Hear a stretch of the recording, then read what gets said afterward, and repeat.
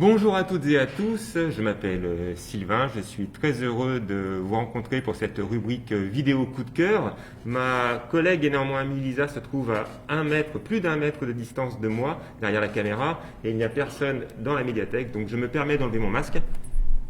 Hop, voilà. Et donc aujourd'hui je vais vous parler de deux films qui m'ont particulièrement plu. Donc le premier s'appelle Invisible Man, de Leif Whannell, avec l'excellente Elisabeth Moss. Alors Elisabeth Moss, bien sûr, vous la connaissez puisqu'elle a joué dans Top of the Lake de Jane Campion et puis surtout la servante écarlate. Voilà, donc je n'attendais pas grand-chose de ce film. Ce qu'il faut savoir, c'est que le réalisateur est un ami de James Wan. Et James Wan aussi, vous le connaissez, dans le sens où c'est le réalisateur de Saw, d'Insidious, de Conjuring. Et donc Leif Whannell a participé au scénario de ces films, sauf de Conjuring.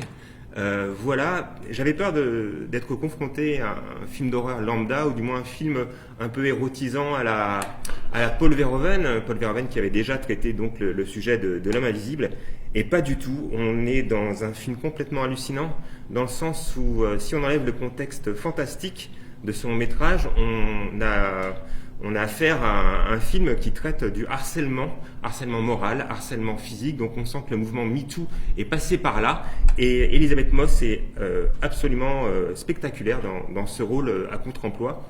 Je ne vais pas vous dévoiler l'intrigue, je suis juste un petit peu déçu par la fin, qui à mon sens est un peu hollywoodienne, un peu formaté, un peu téléphoné, les fameux détails qu'on retrouve en milieu de film et par la suite à la fin qui vont un petit peu aider le personnage à s'en sortir. Voilà, ce genre de détails qui est un petit peu agaçant, mais sinon le film tient toutes ses promesses, même au-delà, et je vous le conseille donc vivement, Invisible Man.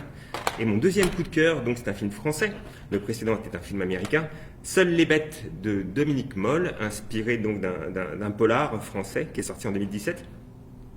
Seules les bêtes est un film absolument incroyable dans le sens où c'est un polar qui joue un petit peu avec nos nerfs.